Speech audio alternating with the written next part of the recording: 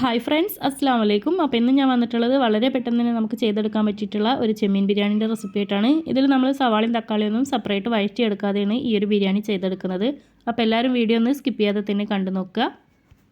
ഇനിയിപ്പോൾ ഞാനൊരു പാൻ എടുത്തിട്ടുണ്ട്. നമ്മളിത് ഫ്രൈ ചെയ്യാൻ ഉപയോഗിക്കുന്ന ആ സെയിം പാൻ തന്നെ എടുത്താൽ മതി. അതിലേക്ക് നമ്മൾ കഴുകി എടുത്തിട്ടുള്ള ചെമ്മീൻ ചേർത്ത് കൊടുക്കുന്നുണ്ട്.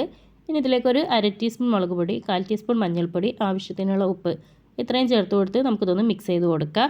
ഇനി ഇത് റെസ്റ്റ് ചെയ്യാൻ വെക്കേണ്ട ആവശ്യമൊന്നുമില്ല. ഇപ്പോൾ തന്നെ നമുക്കിതൊന്ന് ഫ്ലെയിം ഒന്ന് ഓണാക്കി കൊടുക്കാം. ഇനി ഇതിലേക്ക് ഞാൻ ഒരു നൈസായിട്ട് അരിഞ്ഞെടുത്തിട്ടുള്ള സവാള, ഒരു മീഡിയം സൈസിലുള്ള സവാളയാണ് എടുത്തിട്ടുള്ളത്. അതിൻ്റെ കൂടെ തന്നെ ഒരു മീഡിയം സൈസിലുള്ള തക്കാളിയും കൂടെ ചേർത്ത് കൊടുക്കുന്നുണ്ട്. ഇതിലേക്ക് 1 ടീസ്പൂൺ ഇഞ്ചി വെളുത്തുള്ളി പേസ്റ്റും കൂടെ ചേർത്ത് കൊടുത്ത് നമുക്കത് നന്നായിട്ട് തന്നെ ഒന്ന് മിക്സ് ചെയ്ത് കൊടുക്കാം. ആ ഒരു ചെമ്മീനിലുള്ള വെള്ളമൊക്കെ ഒന്ന് വറ്റി വരുന്നവരെ നമുക്കതൊന്ന് വേവിച്ചെടുക്കാം. ഇപ്പോൾ ആ ഒരു ചെമ്മീനിലുള്ള വെള്ളമൊക്കെ നല്ലപോലെ തന്നെ ഒന്ന് വറ്റി വന്നിട്ടുണ്ട്. സവാളയും തക്കാളിയൊക്കെ ഏകദേശം ഒന്ന് വാടി വന്നിട്ടുണ്ട്. ഇനി ഇതിലേക്ക് നമുക്ക് ആവശ്യത്തിനുള്ള ഓയിൽ ഒഴിച്ചു കൊടുക്കുക. എന്നിട്ട് ആ ഒരു ചെമ്മീനെ നമുക്ക് നന്നായിട്ട് തന്നെ ഒന്ന് ഫ്രൈ ചെയ്തെടുക്കാം. ഇപ്പോൾ നമ്മുടെ ചെമ്മീനൊക്കെ അത്യാവശ്യം തന്നെ ഒന്ന് ഫ്രൈ ആയി വന്നിട്ടുണ്ട്. മസാലയൊക്കെ നല്ലപോലെ തന്നെ ഒന്ന് ഉടഞ്ഞു വന്നിട്ടുണ്ട്. ഈ ഒരു സമയത്ത് ഇതിലേക്ക് 1 ടീസ്പൂൺ ഗരം മസാലയും 1/2 ടീസ്പൂൺ കുരുമുളക് പൊടിയും 1/4 ടീസ്പൂൺ മഞ്ഞൾപ്പൊടിയും കൂടെ ചേർത്ത് നന്നായിട്ട് തന്നെ ഒന്ന് മിക്സ് ചെയ്തെടുക്കുന്നുണ്ട്. മഞ്ഞൾപ്പൊടി നിങ്ങൾക്ക് ആവശ്യമുണ്ടെങ്കിൽ മാത്രം ചേർത്ത് കൊടുത്താൽ മതി. ഇനി ഇതിലേക്ക് നമുക്ക് ആവശ്യത്തിനുള്ള മല്ലിയിലയും പുതിനയിലയും കൂടെ അരിഞ്ഞതും കൂടെ ചേർത്ത് നന്നായിട്ട് തന്നെ ഒന്ന് മിക്സ് ചെയ്തെടുക്കുന്നുണ്ട്. അതിനുശേഷം നമുക്കിനി ഇതിലേക്ക് ആവശ്യമായിട്ടുള്ള തൈരും കൂടെ ചേർത്ത് കൊടുക്കാം.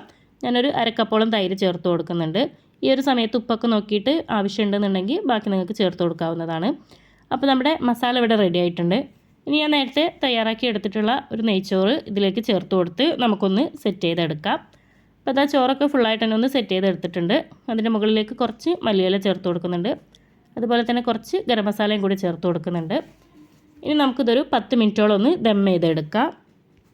അപ്പോൾ നമ്മുടെ വളരെ എളുപ്പത്തിൽ ചെയ്തെടുക്കാൻ പറ്റിയിട്ടുള്ള ചെമ്മീൻ ബിരിയാണി ഇവിടെ റെഡി ആയിട്ടുണ്ട്. ചെമ്മീൻ ആദ്യം ഫ്രൈ ചെയ്യാനോ മസാല തയ്യാറാക്കാനോ ഒന്നും നിൽക്കാതെ വളരെ പെട്ടെന്ന് തന്നെ നമുക്ക് ചെയ്തെടുക്കാൻ പറ്റിയിട്ടുള്ള ഒരു ഈസി ആയിട്ടുള്ള ബിരിയാണിയാണ്. അപ്പോൾ തീർച്ചയായിട്ടും എല്ലാവരും ഒന്ന് ട്രൈ ചെയ്ത് നോക്കുക. വീഡിയോ ഇഷ്ടപ്പെട്ടാൽ ലൈക്ക് ചെയ്യാനും ഷെയർ ചെയ്യാനും മറക്കരുത്.